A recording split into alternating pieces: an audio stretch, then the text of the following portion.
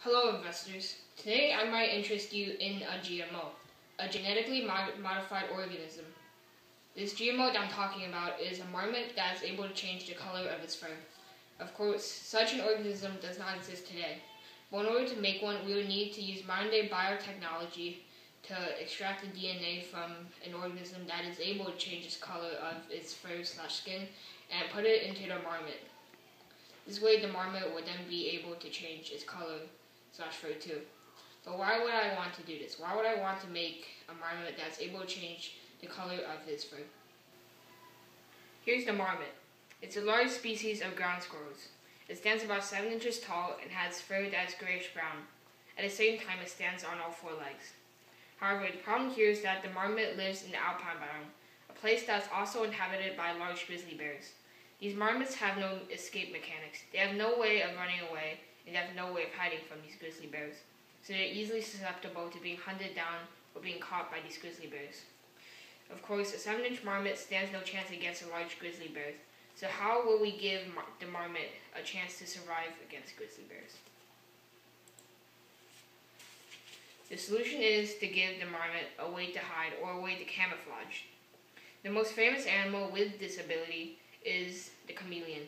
The chameleon lives in hot areas of the world and is able to change its skin to that of its surrounding environment.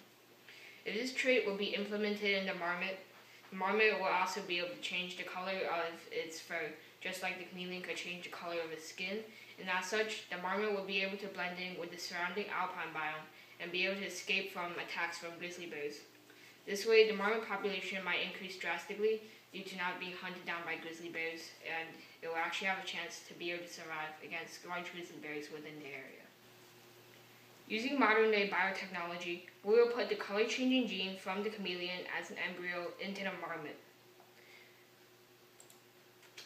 Afterwards, meiosis and mitosis would occur, and then the color changing gene would then spread throughout all of the marmot's body cells and then show the trait.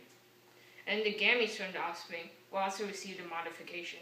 After a couple of generations, the whole entire marmot population should be able to change the color of its fur. Here is a picture of a marmot that has all different colors of its fur. However, we won't have a marmot that, of course, will change into all these colors. The area of the alpine biome is only surrounded by colors such as green, gray, black, and brown. So we would only need the marmot to change into these colors. We don't need to change it into colors such as purple, red, or yellow. As just mentioned, our goal is not to create a marmot that is able to change its fur color to a whole different variety of rainbow colors. We only need to change the colors brown, black, green, and gray. These colors that inhabit the alpine biome. At the same time, there might also be another problem. If we put the chameleon DNA into the marmot DNA, the marmot would have a completely different set of DNA. Therefore, the RNA they produce would also be different and enable the proteins that adjust the modification to exist. In other words, the marmot would have a whole different body structure and could potentially be a whole different organism. We have no information about this new organism. In fact, this new organism could have different mutations, and as a result, it might not even be able to survive in the alpine biome or in this world in general. We can easily solve these problems with gene splicing.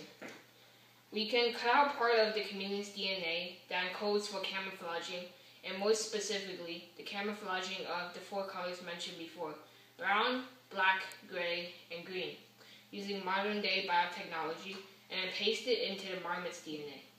This way we can still have the regular marmot and its old body structure, but now the only part of it that's genetically modified is the fact that it can change its fur into those 4 colors mentioned, just like a chameleon could. Now you might be thinking, well, this could only be beneficial to the marmot. Well, actually, it might not be as beneficial to the marmot. It might reduce the marmot's life expectancy. This is since the chameleon currently only exists in warmer environments of the world. So as a result, the color changing gene in the chameleon might also encode for the chameleon's ability to survive in the warmer environment. Since we are going to implement this gene into the marmot, it might actually hinder the marmot's ability to survive in the cold, harsh alpine biome. As a result, its life expectancy might be shortened. However, on the long run, the marmot population will still stay stable from this, and overpopulation will not occur. The marmots only really need to live until its offspring are able to fend for themselves. The marmot is an organism that lives in the alpine biome. It has no natural protection against large grizzly bears. My proposal to this problem is to make it a GMO and give it the ability to change its fur color. Thank you for listening and watching my presentation.